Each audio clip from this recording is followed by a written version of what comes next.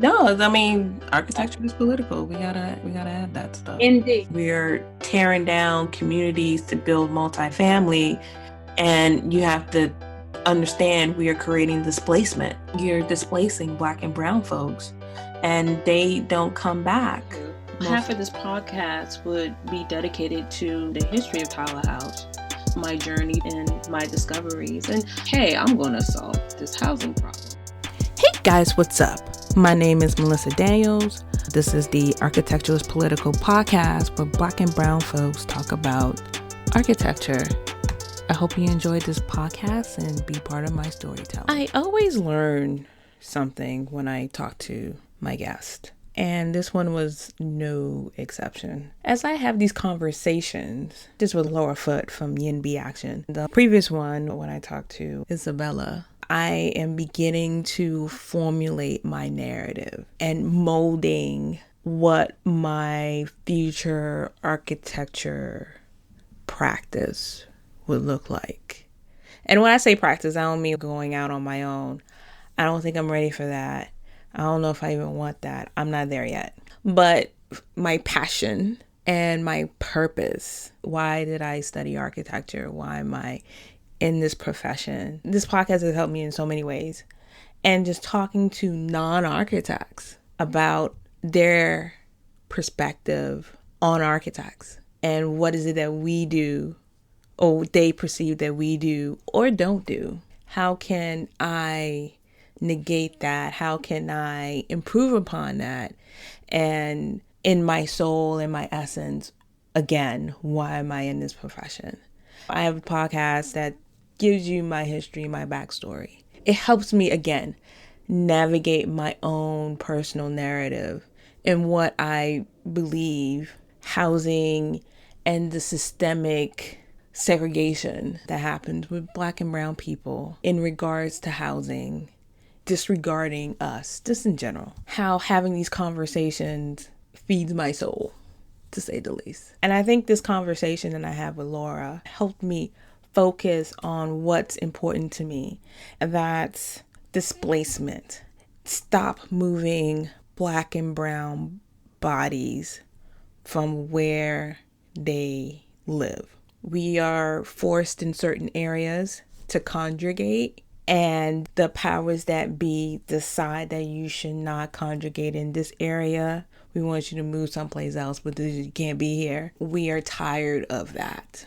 And it's being perpetuated by how other people that look like us too. And then to finally have a sense of presence and longevity and culture in one place that doesn't have to be filled with trauma or tragedy or just a happy place. You want to go home, you want to feel happy, you don't want to worry about anything. That's my narrative. I don't want displacement. The best thing to do is simplifying, right? This is your 5-second pitch, elevator pitch, or 10-second pitch, whatever the phrase is I don't want displacement. I want Black space. I want happy. We were here. Yes, tragedy, sorry, that word has happened here. But you know what? We're surviving. We're still here. And this building represents our culture. It represents us. It's gorgeous. It's beautiful. That's what I want. And, you don't have to label it. I mean, in the future, the whole goal is for us to not label things. It's to not a melting pot, but a nice salad, right? With some arugula and some iceberg lettuce and some kale and spinach with some vinaigrette salad dressing. And to just mix it up, sweet green it, just be in that neighborhood. Sometimes you have a little spice in a neighborhood. Sometimes you have a little bland neighborhood. But you have all these ingredients that make the neighborhood. And yes, you should be able to build buildings there, as long as it was reflective of the neighborhood. Or not, that's also okay. But don't erase the entire neighborhood. Don't wipe away memories and build something else that you feel that the memory should be. And I think that's where the role of architects lie. Is that we design stuff that we believe that it should be, or even the client believes that it should look like. And the fact that one thing that I got a lot of little things out of Laura, but one of the things that she pointed out is that there's no call to action for architects. And and I need to clarify this because, as a AIA member, there's tons of call to action. You can go on their website and there's a Build Back Better website out there, Blueprint for America, something like that. I'm on a committee too, Housing and Community Development KC. And, we pulled out some stuff too, or, AIA pulled out some stuff. Let's just leave it at that. But we say one thing, we write one thing, I should say, and the representatives may say one thing, but we don't practice it. We don't practice it at all. And we're not loud about it. What Laura had said, that we need to show up for our colleagues' buildings for affordable housing. We need to be in the permitting process, be in the regulatory process. And some of us are actually, but we're still not doing anything about it. We're just collecting a check. At least that's what I see. And if you are listening to this and you are that person who is doing stuff, hit me up. Well, let's have a conversation because I don't know you exist. Another thing we talked about too is the 5-in-1 construction.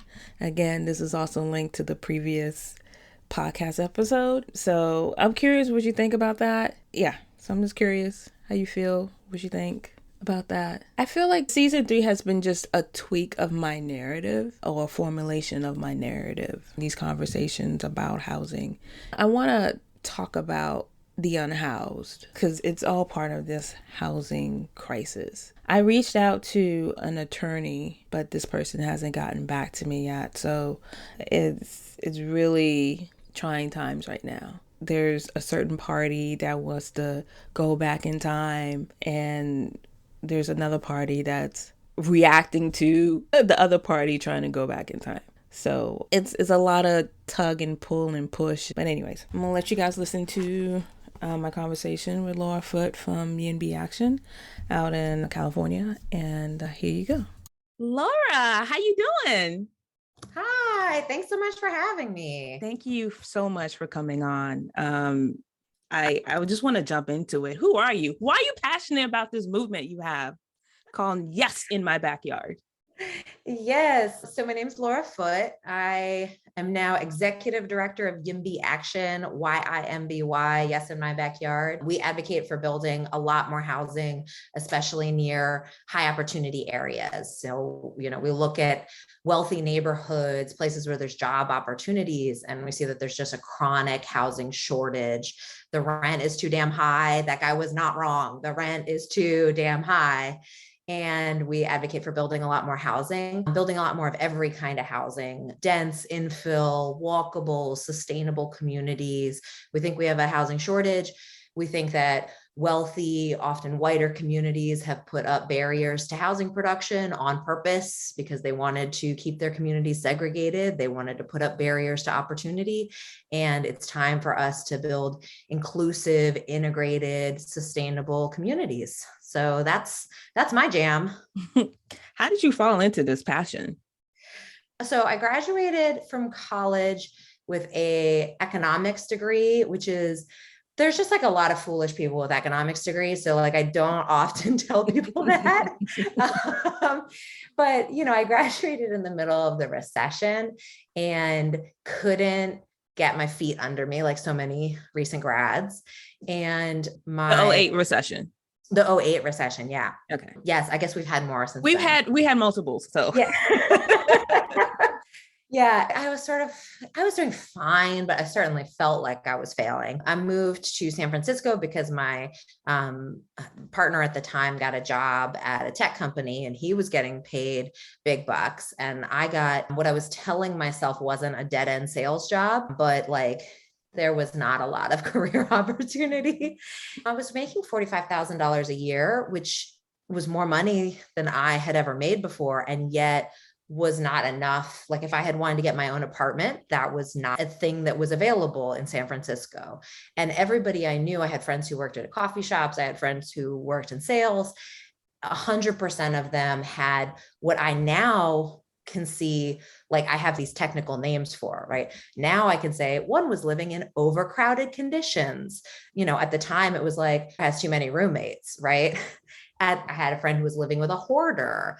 I had a friend who was living with a boyfriend who was becoming increasingly erratic. I had people who I knew, now I can say they're mega commuters, right? This phenomenon was a deep part of every person's story. And once you start realizing that these are housing shortage stories, these are people who are suffering from a chronic housing shortage, and what are all the consequences of that? I started getting really into local politics and being like, why is it that over here I have everybody, and like the stats say we have a housing shortage, but in local politics, nobody is saying we have a housing shortage. They are acting like we have completely different other weird problems, and nobody is saying we need to build more homes. That drove me crazy to the point where we started growing a political movement. You know, some of it has involved suing suburbs, which is where we sort of first started, which is really fun. And now it's grown into a movement. We do local project by project advocacy. We fight for changes in local and state law, and we do a lot of enforcement of existing laws, which I'm sure we'll get into more. How do you determine who to go after? So on a project by project basis, what we do is try to show up for projects that we believe in, but also where we're, you know, I think the opponents of housing, there are many mask off moments in the who is opposing housing projects. When we have fought for navigation centers for shelter, so in San Francisco, we have this program, the navigation centers, where they're temporary housing for homeless people. And those are cases where the opponents are very ugly in their opposition. They have no qualms about saying really horrible things.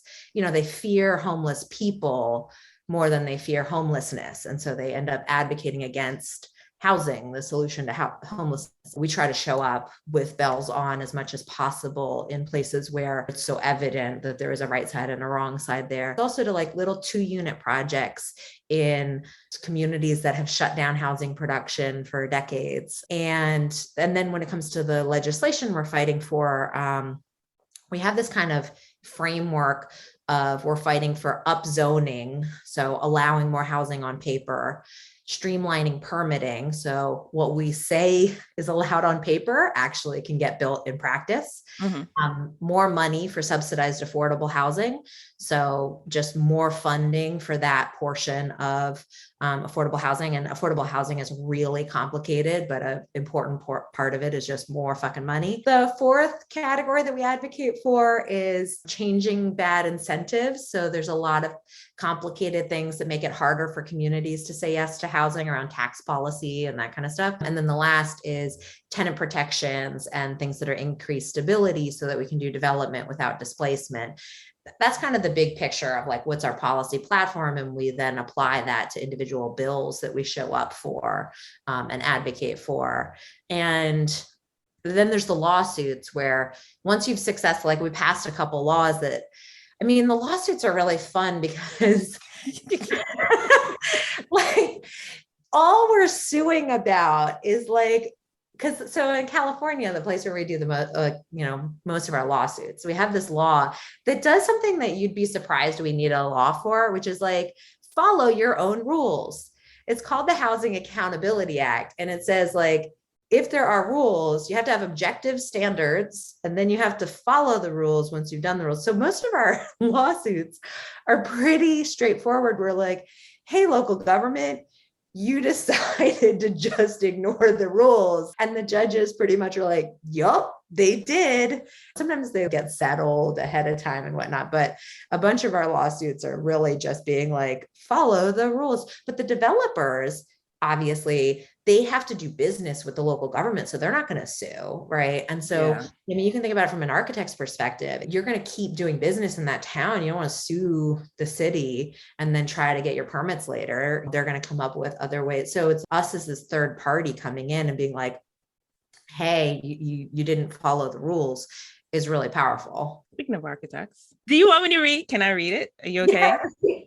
Go ahead. Yeah. Okay. All right. This is the first time I ever met Laura. So when I don't meet you and it's a cold contact, I usually tell the person, these are the topics I want to talk to you about.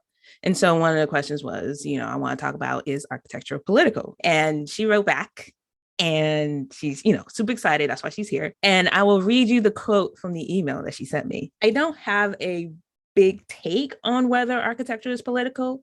I do think housing is deeply political, but I'm always had a challenging relationship with architects in that conversation. Often in my experience, architects kind of buy into the pseudoscience of planning. They can be the worst allies in the pro-housing movement. So what is this pseudoscience planning you're talking about? Yeah. So this is kind of like, it's so hard to talk about housing because you end up talking about everything, race in America. And there's such great books on this, The Color of Law, Segregated by Design. But the sort of short version of, we had explicitly racist laws that helped white people get mortgages that were backed by the federal government and invest in white wealth and invest in white families. And we had this entire explicitly racist system that benefited white families, that was designed around, they would get to buy homes mostly in the sort of growing suburbs. They would commute in to the city. We had this whole redlining system. As we made that system illegal, right? As we said, we're not going to have explicitly racist laws, is when you have this like growth of the planning apparatus. And you have this growth of, we have to control development.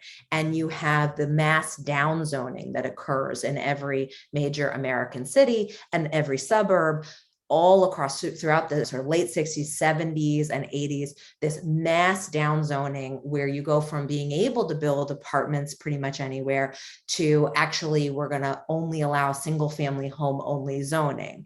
And it's important to know that that was done deliberately by people who wanted to maintain the exclusion of their communities. And they were like, well, I can't be explicitly racist anymore, so I'm going to have implicitly racist policies. This is like, how do we have these deliberately disproportionate impact where we're going to block the kind of housing that's more affordable, and we'll block new people from coming into the community. And that's how we'll maintain segregation. And that's when you also have this whole system of, we're going to like make the permitting really challenging. And that's when this idea of, we're going to plan our communities sort of is simultaneously coming up. The planning sort of half acknowledges this history. The solutions that they come up with are like, we'll just do more community engagement. And it's like, well, like it's like the more cowbell, right? It's just like, oh, we have this whole fucking system that perpetuates segregation, so let's just have more of it. And that's how we will make the system work better, is that we'll just have more meetings. And it's like, no, if you, this system where we just then have more planning and more planning and more planning doesn't actually address the ways in which this system recreates these systemic patterns of segregation. So into that, you enter architects. And like, architects, so nice. They're like artists. They wanted to be, they're like, they got their dreams. They got their cute house they want to build or something. And the planners and the architects, they want to believe that everybody who shows up to have an opinion about a house is a nice neighbor. And like they're not, they're like, they're nice, but also there is this bias towards new is bad that I think, when you're a homeowner, when you're housing secure, you're more likely to be able to participate in this whole process. You're more likely to say change is bad in my community. You're more likely to show up over and over again. And I think architects, especially if your audience is made up of architects, they I'm sure they're experiencing this all the time of like, they have the community meeting and people are just very skeptical and want to poke holes. And the architects often want to placate the potential opponents, and they don't feel this sense of pride of like, no, like a 10-unit building is something that's going to make your community better. And they're not going to be rabble rousing. They're going to make a deal. They're going to chop off a couple floors. They're going to make concessions. They're going to want the pretty picture version of this. And I think it's just really hard to be like, maybe we don't need to ask everyone, should we build this apartment building? If you ask people who are housing secure, should we build apartments in your neighborhood? They're going to be like, well, probably not. But that's not the only people who benefit when we build housing, right? The people who might move into that building benefit when we build new housing. The unhoused people who are living on the street, the people who are on the waiting list for affordable housing, all of those people are the people who benefit when we build more housing. The neighbor who owns a house on the block who's benefited from the shortage because their home values have gone up is the wrong person to ask, do you think we should build this apartment building on your block? Like, they're just not the right person to ask, but they feel very entitled to their opinions. Anyway, I've rambled on. I'm sure you have a bunch of... You said a lot, you said a lot, and I'm going to unpack some of the things that you mentioned. So it sounds like architects are, in your opinion, aren't passionate or don't have a backbone, or like what? I'm trying to make this. Yeah, they can't have a backbone. I can't even blame them, right? If you're an architect and you're trying to get your little project through the perm, I can't even be mad at them, because are you really gonna go tell somebody who has the ability to stall your project, like, fuck off? No, right? But I do wish that architects as a class were more vocal about how the planning process and the permitting process systemically hurts our ability to deliver housing. And I wish that architects as a class were a little bit more full-throated about the need for housing. But I think that on a project by project basis, there's no ability for them to come out with that full-throated, like, this is good. I mean, we kind of serve so many hats, right? You have the person that's paying your bills, you have the client, and the client wants this to get built ASAP, and you have regulatory hurdles that you have to deal with, including permitting boards and regulations and stuff. I see your point with that. So here's the scenario that I've presented to you earlier. I had a conversation with a TikToker, and she got crushed on Twitter. She has this thing about 5-in-1 construction. And I agree with her in a sense that all the multifamily housing looks the same. It became this whole gentrification look. So she posted this TikTok, and everybody's calling her not in my neighborhood. Everybody has called her not. And that wasn't the conversation I was hoping to have. I feel the movement has, let's just build everywhere, regardless of community. I think you touched upon it in the beginning, that you do look at the community, all the systemic stuff. So let's break it into a couple different, the sort of architecture and look and 5/1 discourse. I will say that the YIMBY movement is probably pretty harsh on people who think it's ugly. You can look over the history of human civilization, and things that, the Victorians in San Francisco were thought of as the ticky-tacky, cookie-cutter Victorians.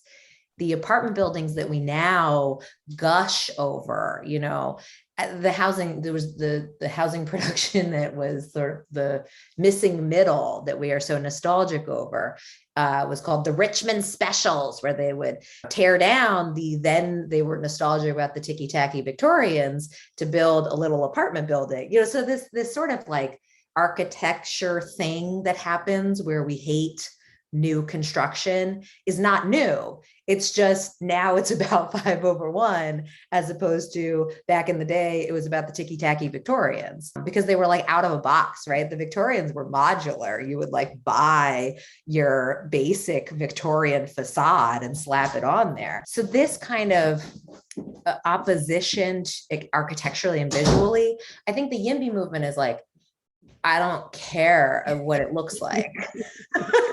We have a housing shortage, my rent's too high, and you're talking to me about architecture? Like, you're right, I don't give a shit. And I think that can be harsh, and the internet is so mean. I think that on the architecture conversation, harsh.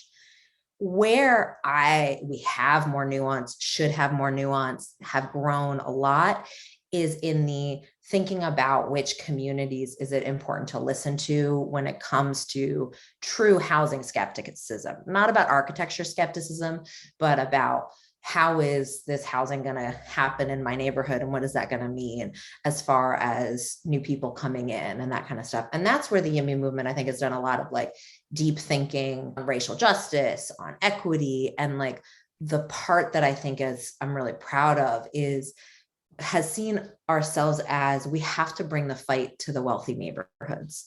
So the pattern of development we've had over the past 30 years, 50 years really, is building housing in the communities of least resistance.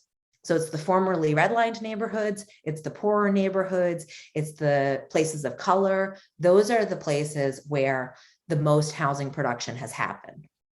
And in the wealthier neighborhoods, the communities with more privilege, is where they have very effectively shut down housing production. There is no 5/1, there's no 2/1, there's no 1/1, there's nothing. The cranes are more often in the formerly redlined neighborhoods.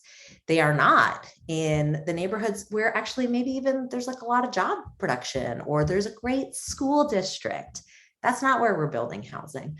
And so the YIMBY movement is about saying, okay, I don't want to fight about, like, I do think that building housing in low-income communities, I do think is good, especially when you couple it with strong tenants protections, especially when you're building a lot of subsidized affordable housing. But that is not where the fight needs to be. The fight needs to be in the wealthy neighborhoods. The fight needs to be in the exclusionary suburbs. The fight needs to be in the places that are zoned single family home only, where it's illegal to build any kind. It's illegal to build the 5/1, the cheaper construction type. It's illegal to build subsidized affordable housing. It's illegal to build anything. I don't want to debate 5/1 construction. I do want to debate, why aren't we building that in the wealthier and whiter communities? That is the fight that I think we want to have. I think we need to be very honest with ourselves that we do need to win that fight. There are many people who do not believe we have a housing shortage. It is not, especially when it comes to local governments, we have not won the fight on is there or is there not a housing shortage. And that's a good point, because I've said previously on previous podcasts that in DC, I feel like there's no housing shortage. I am talking about the micro, not the macro.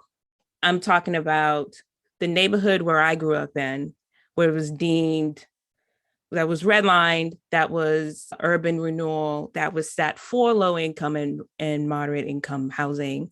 And all of a sudden it's mixed use everywhere. So that's when I say there's no housing shortage over there. Well, so let me tell you, I grew up in DC. I grew up on Capitol Hill. Let me tell you, there is no fucking new apartments on Capitol Hill. Okay? That is very true. Yes.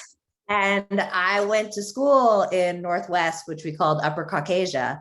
And there is hardly any like new housing in those neighborhoods. So this is the problem, right? Is that Black and brown people especially have witnessed new housing being built in their community. And they're like, I don't see a housing shortage because housing got built in my neighborhood and rents still went up.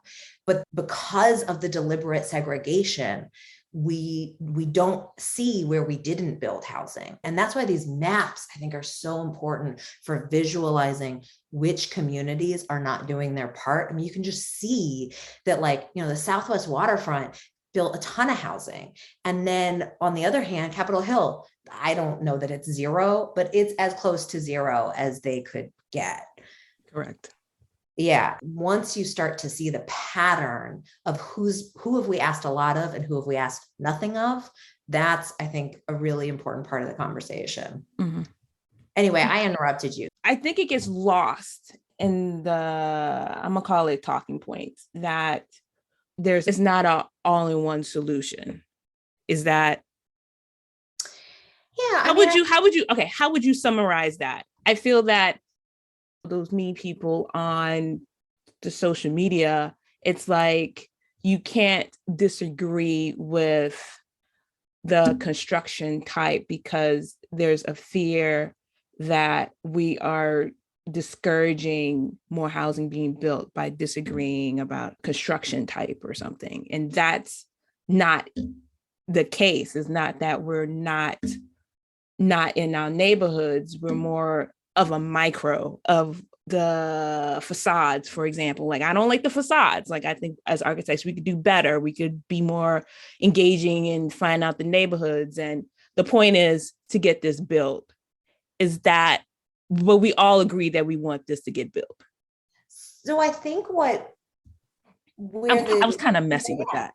No, I think it's a messy point. And I think this is what's hard, is where the pro-housing movement is sort of coming from, is having seen the architecture conversation be weaponized to block housing. So instead of what you're doing, which is you're saying, let's get to a solution. We want the housing to get built. Maybe there's some other facade we could put on it. God bless. I could not care less about that conversation. I mean, I'm not opposed, but like, I don't want to spend talk about architecture. Like, I think it's fine. Great. Make rules about what the outside of the buildings look like. The thing that we want to make sure we do is the rules have to be clear enough that we don't get bogged down in arguing project by project, because otherwise we're not going to address the true need for housing. And it cannot be that we end up with slower housing production, less housing production not happening in wealthy neighborhoods. And that's what often happens when we have the architecture conversation, is that it gets used to say no. And I think that this is something, like, I want to turn it around on people who have the critiques of the architecture. I want to be like, cool, you go solve that problem. If you want the architecture to be better, I don't know what that means, but go, like, do it and prove that we can do it in a way that doesn't stall housing production. The other thing that I think is always really important to realize is that, like, what's happening on social media, like, doesn't matter. Like, none of those people are actually showing up to the planning commission hearing where actually the housing project got denied because somebody had an architecture concern. Both the person who's like, I want to have a real conversation about whether 501 is ugly, and the person who's like, I want to pillory you for having that opinion, both of those people need to go to their local planning commission and sit through a 5-hour hearing for their 2-minute public comment where they can say, actually build this building, right? Like, we need to stop yelling at each other on Twitter and move that entire discourse to where it will actually matter at your local zoning board. I think that sometimes you get the people who, like, say they're YIMBY and are fighting are not always the people who are actually, like, doing the most in politics. The relationship between the mean tweets and what's actually happening is a very loose connection. And so I think this is something also that every movement needs to be so stressed out about, but I don't have a really good solution. It's really hard because, like, there is a conversation happening there. It just isn't always the most useful one. Are you on social media? other than this one? I'm on Twitter. I often regret my choice to be on Twitter and leave for little periods of time. But, that's kind of the only one I'm on. I have an abandoned Facebook account somewhere. But yeah, I'm on Twitter. On your website, you list a couple of action items, and I'll provide a link to that in the show notes. But you guys are a well-oiled machine when it comes to legislation. I can never say that word. Legislation. That word. How did you realize that was the key to everything to get local? Well, so I think this is what we do. We endorse candidates. We do individual pieces of legislation. We do project by project advocacy. And I don't think the key is having a politically engaged community that is paying attention. I think that a lot of the laws are going to be totally necessary in order to create the systemic change we want to see.